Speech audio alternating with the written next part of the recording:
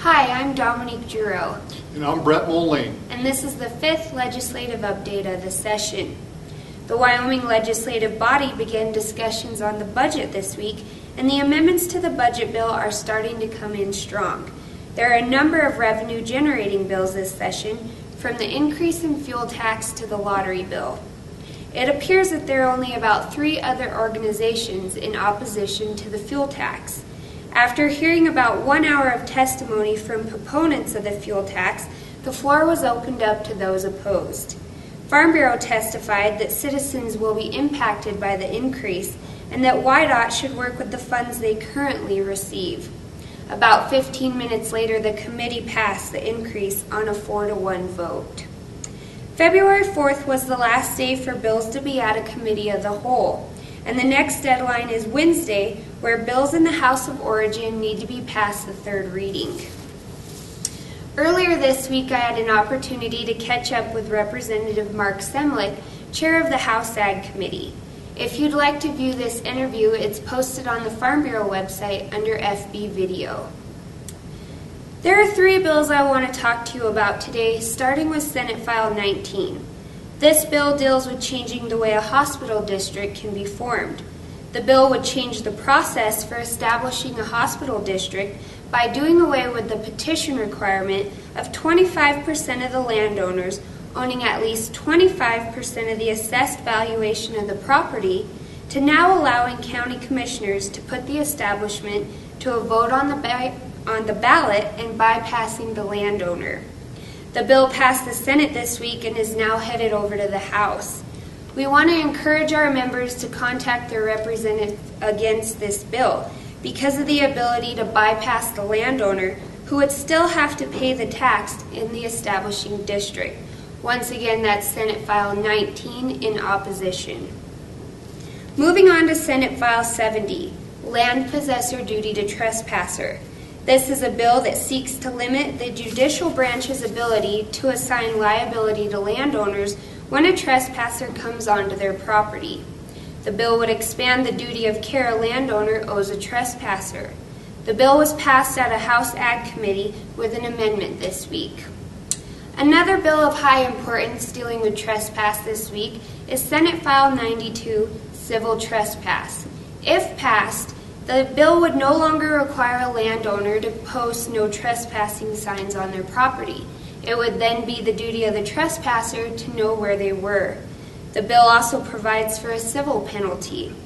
The bill passed the Senate and has been referred to the House Judiciary Committee. We want to urge our members to contact their representatives in support of this bill. Once again, that's Senate File 92 in support of it. Now I'm going to hand you over to Moline and see what he's been working on this week.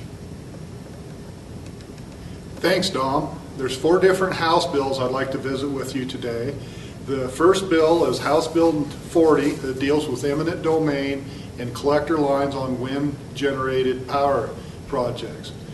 This bill would extend a 2-year moratorium on the ability of these power companies to have the right of eminent domain. We support this bill, and this would give us 2 more years to come up with a solution that will work for both parties. Wyoming Farm Bureau has indicated that they are willing to come to the table, as we've done in the past, to work on this issue. Another bill that I'd visit with you today is House Bill 85. This bill deals with municipal jurisdiction outside of city limits. Currently, cities can go up to 6 miles to have power over land outside their city limits, outside their jurisdiction. This bill would bring it back to about a half mile. We strongly support this bill. We urge you to contact your senators. This bill will be up in the Senate Corporations Committee on Tuesday. This is a bill that we strongly support. Another bill that we're supporting is House Bill 116. This bill would extend the life of a select committee that deals with federal resource management issues. In the past year, we worked on projects such as conservation easements, prairie dogs, and sage grouse. We feel that this gives our members an additional voice in the legislature to deal with these issues. We feel this is a good committee to continue. House Bill 134 deals with private roads, and deals with how the private roads are established. Currently, if parties disagree, it goes to the county commissioners, and then if a solution can't be found, it goes on to district court. What this bill would do would be to eliminate that step of the county commissioners. We believe that this should go to the county commissioners first rather than automatically going to district court. This bill has passed the House and is over in the Senate Agricultural Committee. We don't know when it will be heard, but probably in the next week or two. We urge you to contact your senators to show that we do not support this bill and we would rather have it stay in the hands of the county commissioners. That's all we have this week. I want to remind you that February 18th and 19th will be our legislative meeting in Cheyenne at the Plains Hotel. We look forward to seeing you there and visiting with you next week for our next update. Thank you.